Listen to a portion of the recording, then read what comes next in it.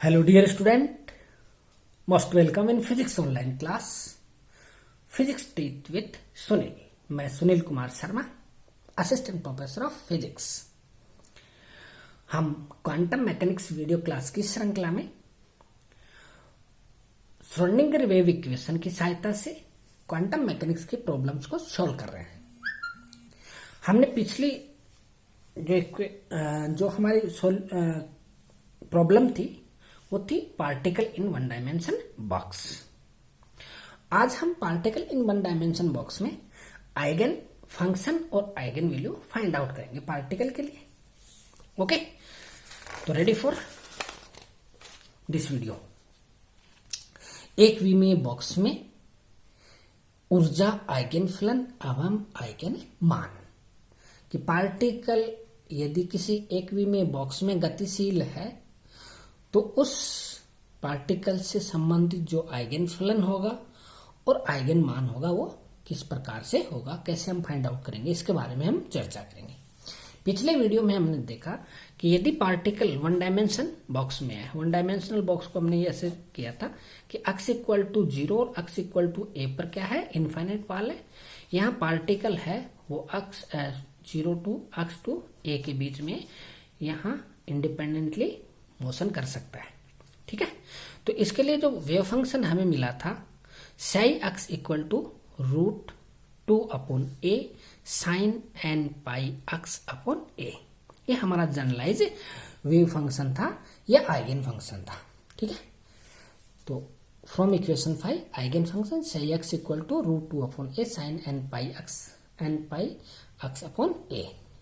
ठीक है, चूंकि हमने देखा था यहां से कि के ए इक्वल टू क्या था, एन पाई या k equal to n pi upon a, ये हम मिला था। ठीक है, ये हम जानते हैं कि लेमडा जो वेवलेंथ होती है वो किसके बराबर होती है, 2 पाई अपॉन के इक्विवेलेंट होती है। ठीक है, तो यहां k equal to n pi upon a and lambda equal to 2 pi upon k. ठीक है, यहाँ के की वैल्यू पुटअप कर देंगे एन पाई अपॉन ए, तो यहाँ लेमडा इक्वल टू कितना मिलेगा हमें, 2a upon n. Okay, wavelength होगी वन डायमेंशनल बॉक्स में पार्टिकल के लिए, उसके लिए कितनी वैल्यू है, lambda equal to 2a upon n. यहाँ एन क्या है, 1 2 3। एन इक्वल टू 1 के अकॉर्डिंग जो वेव फंक्शन होगा उसको हम साई 1 से रिप्रेजेंट करेंगे, 2 के अकॉर्डिंग साई 2 एक्स होगा, 3 के अकॉर्डिंग साई 3 एक्स होगा एंड देन सो ऑन। इसी प्रकार से हम वेव फंक्शन को शो करेंगे। ओके, वेवलेंथ तो आप जानते ही हैं, ये वेव है। ठीक है, तो यहां से यहां तक की जो लेंथ होगी उसको हम कहेंगे वेवलेंथ लैम्डा। तो n इक्वल टू 1 2 3 के संगत जो तरंग फलन है उनको किससे रिप्रेजेंट करना है, साई 1 साई 2 साई 3 से। ठीक है, तो साई 1 इक्वल टू, साई 1 कब आएगा, जब n इक्वल टू 1 है, तो √2 upon a sine pi x upon a, sine pi x upon a, n की वैल्यू 1 रख दी, 2 रखेंगे तो √2 upon a sine 2 pi x upon a, n की वैल्यू 2 रख देंगे। ऐसे ही 3 के लिए psi 3 equal to √2 upon a sine 3 pi x upon a. ठीक है, यहाँ एन इक्वल टू 1 के लिए जो वेवलेंथ है लेमडा इक्वल टू 2a। ठीक है, तो यहाँ एन इक्वल टू 1 ये। ठीक है, यहाँ लेमडा है वो किससे, 2a।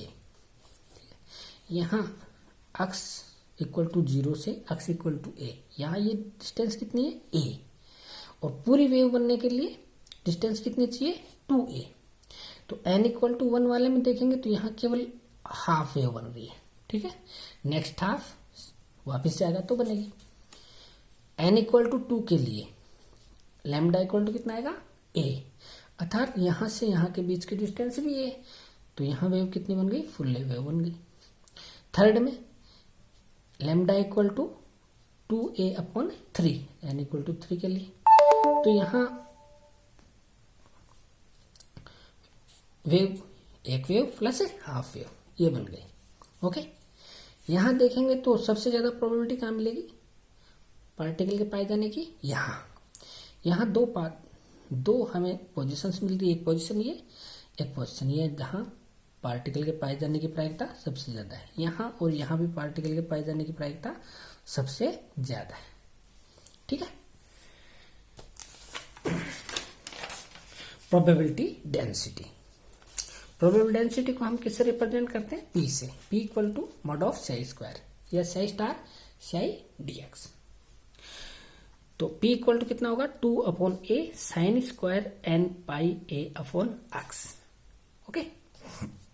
हाँ, जब n इक्वल टू 1 होगा उस समय जो प्रोबेबिलिटी होगी वो इस प्रकार से रिप्रेजेंट किया जाए। तो यहाँ प्रोबेबिलिटी ज्यादा है। हमने कहा था कि n इक्वल टू 1 के लिए यहाँ, n इक्वल टू 2 के लिए यहाँ और यहाँ।